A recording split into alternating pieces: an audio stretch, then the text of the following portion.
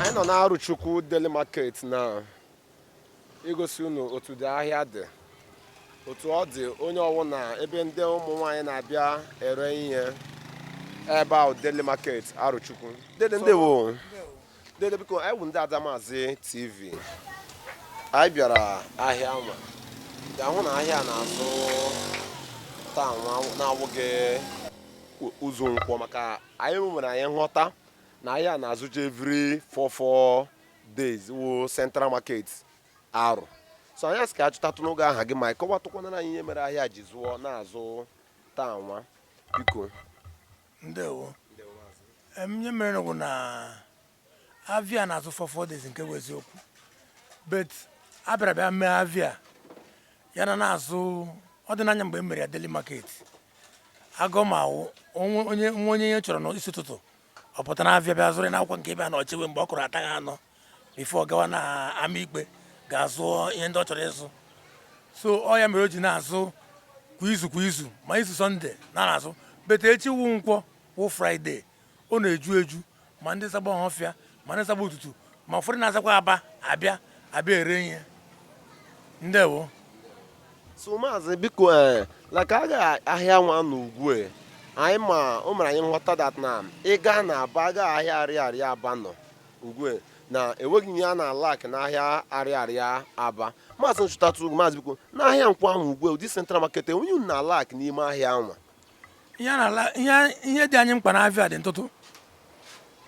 ịbanye n'ime Avia ịma afọ aga ime Avia dị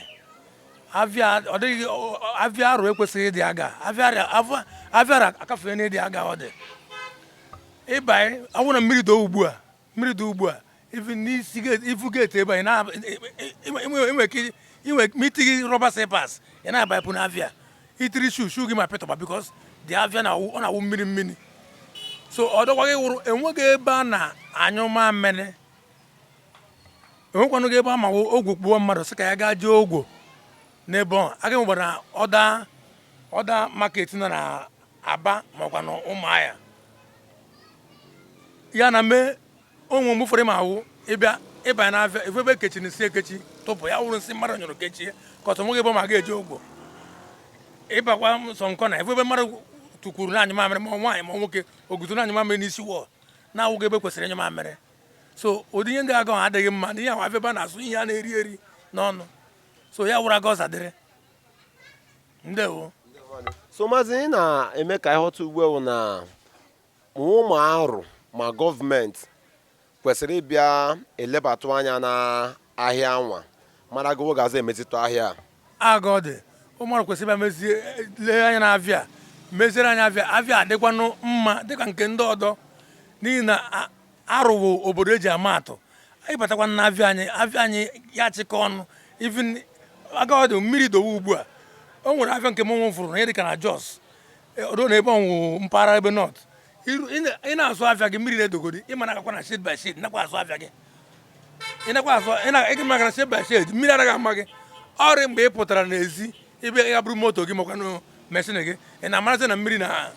mmiri doro edo but na Avia bụ onwebe mmiri ma ama gị. So ya wụrụ aka ọ dị ekwesịrị ka emere anya Avia ka ọ dịkwanụ ọ dị mma n'anya nke ka kpa mkpa wụ ebe amara anyụ mamịrị ma ebe amara wutu abịfịa ile anya gburugburu ma fugbe onye ọbụla sakwa nke m sakwa dowe n'ifu shedi m so onweghị ebe a na-awutu ya ọ abịakwa kpọọ ya ọkụ briz nwere ike ona vesa isi ebe dum so agaghị na-eme dosbil ebe a onwe ebe a na-akwụsa afịfịa. So maazị biko kwatụna anyị aha gị. Afa m za onye buchi Okorafọ Okoro onye obi nkịta. So let's go inside the market and see what is happening there.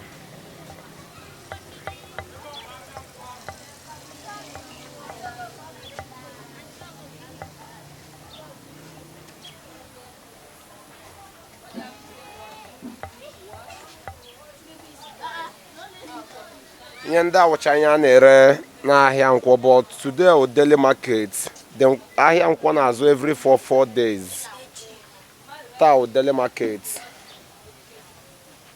ọ na-awụ hazi ebe a ha agawa ama ikpe Aro ga-azụ ahịa mgbe abalị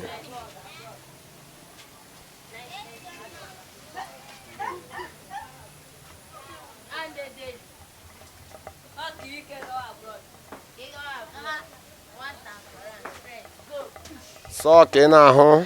enweghị ị chọrọ na-arụ na-adịghị ya ihe ọwụ na ị chọrọ na-arụ nọ ya ịbata n'ahịa na ịba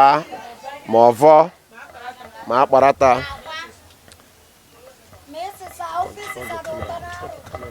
ịṅụọra m ihe ọma dị mma wo ayo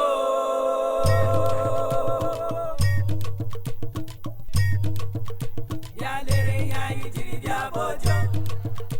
ya lere ihe anyị jiri bịa bojo Aroka Igbo amala mma ya lere ihe anyị jiri bịa bojo ino ka amala mma ya lere ihe anyị jiri bịa bojo ino marụ amala mma ya lere ihe anyị jiri bịa bojo arụ amala mma ya lere ihe anyị jiri bịa bojo anyị amala mma ya lere ihe anyị jiri bịa bojo ino marụ ndewo ya lere ihe anyị jiri bịa bojo